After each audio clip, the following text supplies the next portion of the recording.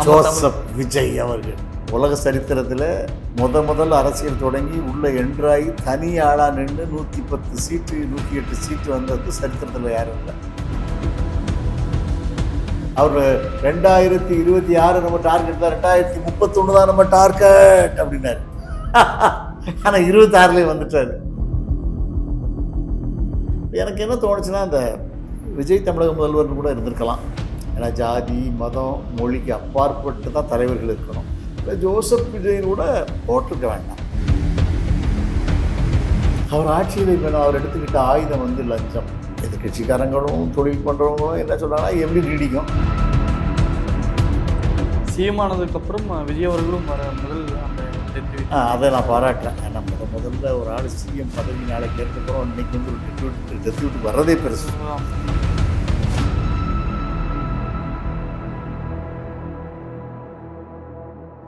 திரைமொழி நேயர்கள் அனைவருக்கும் வணக்கம். நான் உங்க ஜித்து. இன்னைக்கு என் கூட ஒரு ஸ்பெஷலான ஒரு கெஸ்ட் இருக்காங்க.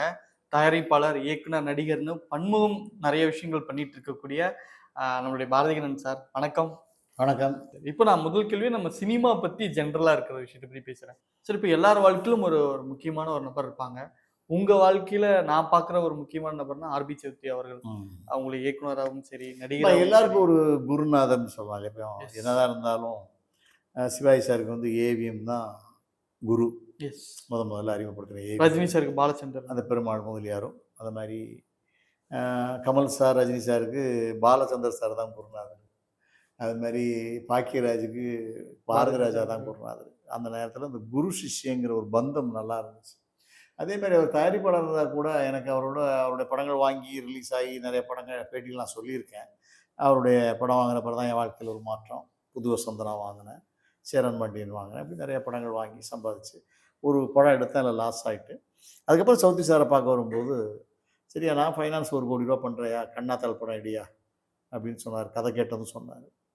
அந்த படம் எடுத்தோம். அந்த படத்துக்கு லாபம் கிடச்சிது. அவருக்கும் லாபம், நமக்கும் லாபம். நல்லபடியாக இருந்தோம். அதுலேருந்து அவருடைய பழக்கம் நெருங்கிய பழக்கம் உண்டு. இவருடைய மரண செய்தி வந்து எனக்கு எப்படின்னு தெரியல. அந்த குரு மீது கொண்ட அந்த விசுவாசத்தால் எனக்கு அறிவிக்கப்பட்டதான்னு எனக்கு தெரியல. திடீர்னு ஒரு நாள் எந்திக்கிறேன், ஒரு டெலிபதி மாதிரி, நீ சௌத்ரி சாரை போய் பாரு, அவரை போய் பாரு அப்படின்னு மாதிரி எனக்கு ஒரு அறிகுறி தென்படுது. எப்படி இது வருது, எப்படி இது அப்படின்னு யோசிச்சுட்டே இருக்கேன். சரி போய் பார்த்துருவோம், என்ன ஏன்னு போய் பார்த்துடலாமே. என்னமோ ஒரு பார்க்க சொல்லி ஒரு உத்தரவு மாதிரி இருக்க, உள்ள உடம்பு சரியில்லாமல் இருப்பாரோ அப்படின்னு அங்கே விசாரிக்கிறேன். ரமான்னு ஒரு லேடி அங்கே வேலை செய்கிறாங்க. சார் இல்லை சார், இங்கே தான் சார் இருக்கார், வாங்க சார். போனால் அவரோட ஃபோட்டோ எடுத்துக்கணும். அவரோட சால்வ், இது வரைக்கும் நான் அவரை கூட சால்வை போத்துனதில்லை, ஃபோட்டோ எடுத்ததில்லை. எடுக்கணும்னு தோணுது எனக்கு.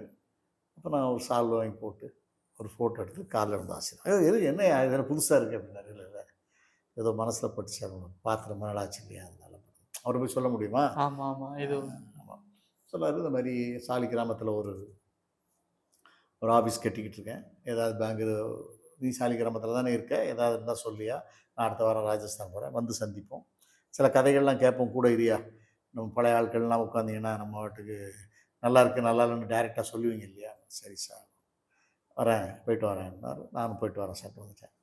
அடுத்து நான் அவரை பாடியாக தான் பார்த்தேன் 15 நாளையில். சில நேரங்களில் அது நமக்கு படுது சில விஷயங்கள். அது என் வாழ்க்கையில் எனக்கு கிடைச்ச, ஒருவேளை எனக்கு கிடைச்ச ஆசீர்வாதம், பாக்கியம் கூட நான் நினைப்பேன்.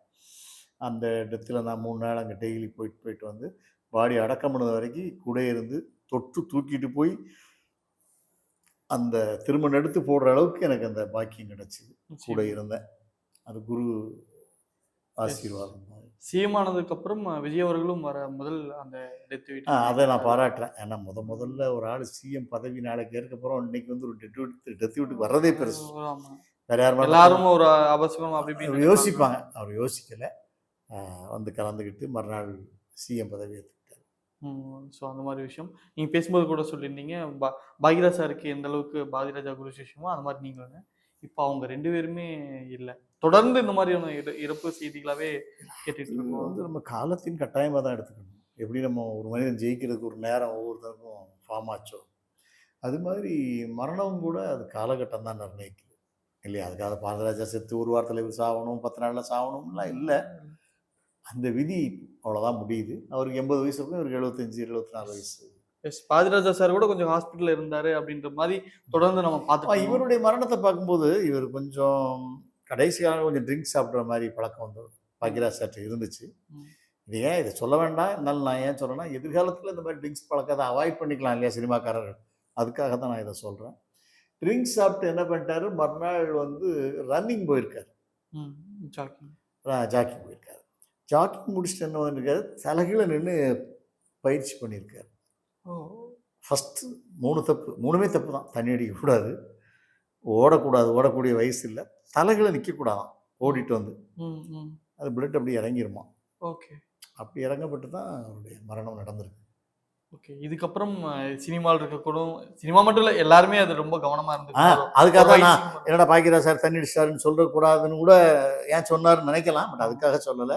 அவர் மேல மிகப்பெரிய மரியாதை உண்டு. அ இந்த மாரி ட்ரிங்க்ஸ் சாப்பிடுற ஹேபிட்டையோ அவாய்ட் பண்ணுங்க. ஒரு குறிப்பிட்ட ஏஜ் மேல ஓடுறத அவாய்ட் பண்ணிக்கங்க. தலைகீழ நின்னு பயிற்சி பண்றதெல்லாம் அவாய்ட் பண்ணிக்கணுங்கிறதுக்காக. நிச்சயமா. ஆனா தொடர்ந்து சினிமால இந்த மாரி ஒரு துயரமான விஷயங்கள் கேட்டுட்டே வந்துட்டு இருக்கோம். இது இது என்ன சார் இது? நமக்கு புடிச்சவங்கள இந்த மாரி டக்குன்னு போறது மனசு ஏத்துக்க முடியாதுன்ற ஒரு இது இருக்குல்ல. அப்படி இல்ல. நம்ம சினிமா நமக்கு தெரிஞ்ச ஃபீல்ட் மீடியாங்கிறதுனால நமக்கு பிடிச்சவங்கலாம் இறந்துட்டு இருக்காங்கன்னு தோணும். ம். குடும்பங்கள்ல, கிராமங்கள்ல, தொழிலதிபர்கள்ல நெறைய பேர் அப்படிதான் இறந்துகிட்டு இருக்காங்க எல்லா ஊர்லயுமே. அது நமக்கு சினிமாக்காரர்கள்ங்கிறதுனால நமக்கு பளிச்சுன்னு அடையாளம் தெரியுது. ஓகே. அரசியல்வாதியும் அப்படித்தானே இருக்காங்க. ஆமா. திடீர்னு அட்டாக்ல போயிடுறாங்க. கலைஞர் போனாரு, எம்ஜிஆர் போனாரு, கலைஞர் போனாரு, ஜெயலலிதா போச்சு. ஜெயலலிதாவுக்கு அப்புறம் தான் கலைஞர் போனாரு. மரணங்கள் சம்பவிச்சு தானே ஆகும். எஸ். சரி, ஓகே. இந்த இந்த மாரி சேடான விஷயத்தலாம் அப்படியே தள்ளி வச்சுருவோம். இப்ப நம்ம அரசியல் இப்ப இருக்கக்கூடிய அரசியல் பத்தி நம்ம பார்ப்போம். நம்ம தமிழ் ஜோசப் விஜய் அவர்கள். எஸ். நம்ம தமிழ் சினிமால இருந்து முதலமைச்சராக. அந்த காலத்துல ஒரு ராஜாவுடைய மகள கட்டுறதுக்கு ஒரு சிஸ்டம் வச்சிருப்பாங்க. இந்த ஒரு அரசா சபையில உள்ள உள்ள அரண்மனையில உள்ள யானை, அந்த கூட்டம் நெறைய மாப்பிள்ளைக்காக நெறைய பேர் வந்து நிப்பாங்க. அது யார் கழுத்துல வீசுதோ, யார் கழுத்துல போய் இந்த மாலை விழுதோ, அவனத்தான் அந்த ராணி கட்டிக்கணும் அப்படின்னு ஒரு சிஸ்டம் வச்சிருந்தாங்க. ரொம்ப காலத்துக்கு முன்னால. அது மாதிரி ஒரு வெற்றி மாலை விஜய் கழுத்துல விடப்பட்டு அவர் அரசனாக தேர்ந்தெடுக்கப்பட்டாருங்கிறது தான் உண்மை. உலக சரித்திரத்துல முதல்ல அரசியல் தொடங்கி உள்ள என்ட்ராகி தனி ஆளா நின்னு 110 சீட்டு, 108 சீட்டு வந்தது சரித்திரத்துல யாரும் இல்ல. அது அது அப்படிதான் கிடைச்சது. அவரு 2026 நம்ம டார்கெட்ல 2031 தான் நம்ம டார்கெட் அப்படின்னாரு. ஆனா 26லயே வந்துட்டாரு. மாதிரியான விஷயம். எனக்கு என்ன தோணுச்சுன்னா, அந்த விஜய் தமிழக முதல்வர்னு கூட இருந்திருக்கலாம். ஏன்னா ஜாதி, மதம், மொழிக்கு அப்பாற்பட்டு தான் தலைவர்கள் இருக்கணும். அதில் ஜோசப் விஜய்னு கூட போட்டிருக்க வேண்டாம். அவருடைய கடிக்கல் பேராக இருந்தால் கூட விஜய் ஒருவேளை அவருடைய அக்கவுண்ட் நேம் எல்லாமே ஜோசப் விஜயா இருக்குமான்னு நினைக்கிறேன். Certificate name. அதனால அப்படி போட்டிருக்கேன். இன்னொன்னு அவரை பத்தி வந்த விமர்சனங்கள் எல்லாமே இல்ல ஜோசப் விஜய், ஜோசப் விஜய்ன்னு சொல்லிட்டு இருக்காங்க. ஆமா, நான் ஜோசப் விஜய் தான்ற ஒரு முன்னெடுப்பு எடுத்தாரு. அது என்னை பொறுத்தவரை காமனா விஜய்ன்னு சொல்லியிருக்கலாம். கையெழுத்து கூட விஜயின் கூட போட்டு கூட யார் கேட்க போறா? ஜோசப்புங்கிறது அவருடைய மதத்தை குறிக்குது இல்லையா? இப்போ ஹபீப்னு ஒரு படம் எடுத்த ஒரு டைரக்டர் மீரா கதிரவன், அவர் கூட முஸ்லீம் தான். ஆனால் தான் பேரை வந்து என்ன சொல்றாருன்னா, இந்துக்கள் இது ஒரு ஒரு முக்கியமான மீடியா சினிமா. இந்துக்களும் பார்க்கணும், முஸ்லீம்ஸும் பார்க்கணும், கிறிஸ்தவர்களும் பார்க்கணும். அதனால மீரா கதிரவன் மாற்றி வச்சுக்கிட்டாரு. அது ஜென்ரலான ஒரு விஷயம். இப்போ இவர் கூட விஜயின் இருந்தாங்கன்னா இந்துக்கள் மக்கள் எவ்வளோ வெறித்தனமாக இவருக்கு ஓட்டு போட்டாங்க. இந்துக்களும் முஸ்லீம்களும் ஜெனரலாகவே அவர் விஜயனே மெயின்டைன் ஆகியிருந்தா கூட நல்லா இருந்திருக்கும். பட் அவருக்கு அது என்ன நினைச்சாரோ தெரியல, அப்படி வச்சுக்கிட்டார். ஓகே. இப்போ அவரோட ஆட்சி இப்போ நடந்துட்டு இருக்கு, நிறைய விஷயங்கள் பண்ணிட்டு இருக்காங்க. இப்போ ஏதாவது தப்புனாலும் வீடியோ எடுத்துடுறாங்க, நாங்கள் சிஎம்கிட்ட காட்டிடுவோம் அப்படின்னு. இதெல்லாம் நீங்க எப்படி பாக்குறீங்க? அவர் ஆட்சியில் இப்போ அவர் எடுத்துக்கிட்ட ஆயுதம் வந்து லஞ்சம். லஞ்சம் யாரும் வாங்கக்கூடாதுங்கிற ஒரு ஆயுதத்தை எடுத்திருக்காரு. அது ஒரு அற்புதமான விஷயம். எதிர்கட்சிக்காரங்களும் தொழில் பண்ணுறவங்களும் என்ன சொல்கிறாங்கன்னா, எப்படி நீடிக்கும், எவ்வளோ நாளைக்கு லஞ்சம் வாங்காமல் இருந்துருவாங்க. நியாயமான அவங்க சைடில் அவங்க மாமூலாக கொடுத்து பழகுனதுனால அது நியாயமாக கேட்குறாங்க. ஏன் காமராஜர் ஆட்சி பண்ணலையா லஞ்சமே இல்லாமல்? மேபி இவரும் அந்த மாதிரி வருவதற்கு வாய்ப்பு இருக்குது. முதல்ல லஞ்சம் வாங்காமல் ஒரு ஆட்சி நடக்க போகுதுன்னு சொல்றது நம்ம என்கரேஜ் பண்ணி ஆகணும், பாராட்டி தானே ஆகணும். அது நல்ல விஷயம் தானே. நல்ல விஷயத்த பாராட்டுறதுக்கு என்ன தடுமாட்ட வேண்டி இருக்கு? அதில் நான் சில அரசாங்க அதிகாரிகளை போய் பார்த்து நான் பேசியிருக்கேன். சில வேற ஒரு விஷயங்களுக்கு நான் போய் பேசும்போது என்ன சொல்கிறாங்க, சார் லஞ்சம் நாங்கள் வாங்கலை சார், ரைட் சார். எங்களுக்கு நீங்கள் பென்ஷன் கொடுத்துருவீங்களா சார்? ம். என்னுடைய பென்ஷன் அரசாங்கம் நிப்பாட்டிடுச்சு. ஒரு சாதாரணமாக ஒரு தாசில்தார் ஆஃபீஸில் ஒரு கிளர்க் சொல்லுவேன், எனக்கு 30,000 சம்பளம் சார், எனக்கு பென்ஷன் கிடையாது. அப்புறம் இந்த வேலை முடிஞ்சா நான் என்ன சார்? ம். ஒரு ஆதாரமும் இல்லையே சார். சரி சார், எங்களுடைய சம்பளத்தை கூட்டுங்க, நாங்கள் லஞ்சம் வாங்காமல் இருந்துக்கிறோம். ஒரு பைசா கூட நாங்கள் லஞ்சம் வாங்கலை. அப்புறம் லஞ்சம் வாங்கினா கையை வெட்டுங்க, விரல வேணா வெட்டுங்க, அதையும் செய்யணும்ல சார். எங்களை அரசாங்க அதிகாரிலாம் எங்களை கூப்பிட்டு எங்களால் எவ்வளோ உங்கள் சம்பளம், ஏன் இந்த லஞ்சத்தை வாங்குறீங்க, இவ்வளோ காரணம் இருக்கா, ரைட், இந்த காரணத்தை சம்பளத்தை நான் கூட்டி கொடுக்குறேன், அப்படி ஏதாவது ஒரு சிஸ்டம் இருந்தால் கொஞ்சம் ஈஸியாக இருந்திருக்குமே சார்னு அவங்க சைடுடைய கருத்துக்களை சொல்கிறாங்க. பட் எது எப்படியோ அரசியல்வாதிகளுக்கு இது லஞ்சம் வாங்க வேண்டாம், லஞ்சம் கொடுக்காதீங்கன்னு சொன்னது பிடிக்கல. ம். சில தொழில் பண்ணுறவங்களுக்கு பிடிக்கல. ம். ஆனால் சாதாரண மக்களுக்கு பிடிச்சிருக்கு. ஏன்னா அதை எதிர்பார்க்குறாங்க அவங்க. எஸ். கொடுத்து கொடுத்து. அரசாங்கத்தில் வேலை செய்கிற அதிகாரிகளுக்கும் பிடிக்கல. ஏன்னா அவங்க வாங்கிட்டு இருந்து ஸ்டாப் ஆயிடுச்சுல்ல, அதனால் பயங்கர டென்ஷனில் இருக்காங்க. அடுத்த வாட்டி ஓட்டு போடும்போது அரசியல் ஓட்டு, அரசியல்வாதிகள் அரசியலுக்கு இன்ட்ரெஸ்ட் உள்ளவங்க ஓட்டு, தொழில் பண்ணுறவங்க ஓட்டு, கவர்மெண்ட் ஸ்டாஃப் ஓட்டுலாம் விஜய்க்கு எதிராக இருக்கும். ஏன்னா அவங்களாம் பாதிப்படைஞ்சிருக்காங்க அப்படின்ற ஒரு காரணம். நீங்க இந்த ஒரு விஷயம் எதிர்பார்க்குறேன் விஜய். நான் பாராட்டுறேன், நல்ல விஷயம். ஏங்க ஒருத்தர் நேர்மையாக நடக்கிறது நம்ம பாராட்டாம எப்படி ஒரு நேர்மையாக நடந்துருவார் பாத்ரூம்னு சொல்றது தப்பு இல்லை. நான் உண்மையாக வாழ போறேன்னு ஒருத்தர் சொல்றான்னா நம்ம அதை சப்போர்ட் பண்ணணும் எல்லாரும். ஒரு மனுஷன் உண்மையாக வாழ போறான் பார்ப்போம், எப்படி வாழ போறான்னா பார்ப்போம், அப்பயே அதுக்கு என்கரேஜ் பண்ணணும். காமராஜர் லஞ்சம் வாங்காம வாழதா இருந்தார், இது சாத்தியம் தானே. எஸ். இன்னைக்கு இல்லை சார், முதல்ல ஒரு 50% குறையட்டுமே, பயந்தாவது வாங்கட்டுமே. லஞ்சம் வாங்கிறதுக்கு பயமா இருக்குன்னு பயப்படட்டுமே எல்லாரும். நிச்சயமா அதுவே ஒரு ஆட்சி நல்லது தானே. இதுவரை பயப்படாமலும் வாங்கினாங்க, கொடுங்க சார், எவ்வளோ சார், சார் இவ்வளோலாம் கட்டா சார், ஒரு 5,000 கொடுங்க சார், இவ்வளோ டேபிள்லேருந்து ஆப்போசிட் வாங்கிட்டு இருந்தாங்க.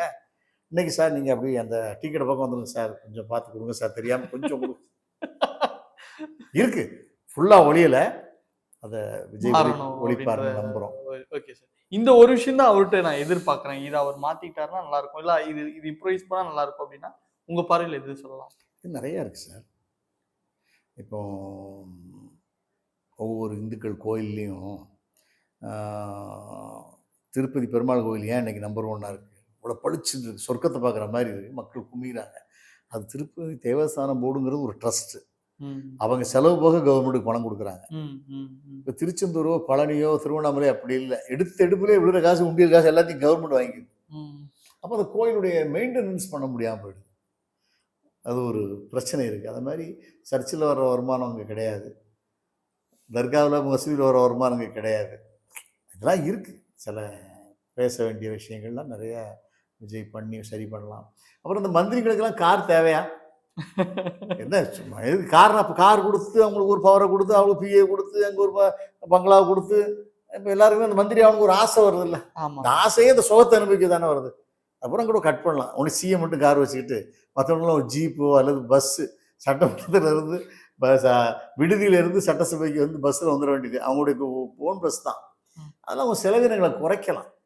ஏன்னா இப்போலாம் அதெல்லாம் விஜய் அந்த காலத்தில் கக்கெல்லாம் சைக்கிளில் இல்லையா, சட்டசபைக்கு டிவி ஸ்விஃப்டியில் இல்லையா, எதுக்குது யுனோவா 35 கார் 40 கார் வேஸ்ட் தானே. மெயின்டெனன்ஸ், அதுக்கு ஒரு டிரைவர், அதுக்கு ஒரு சம்பளம், இதெல்லாம் கூட சுருக்கலாம், செலவினங்கள் நிறைய சுருக்கலாம் விஜயோடைய ஆட்சியில்.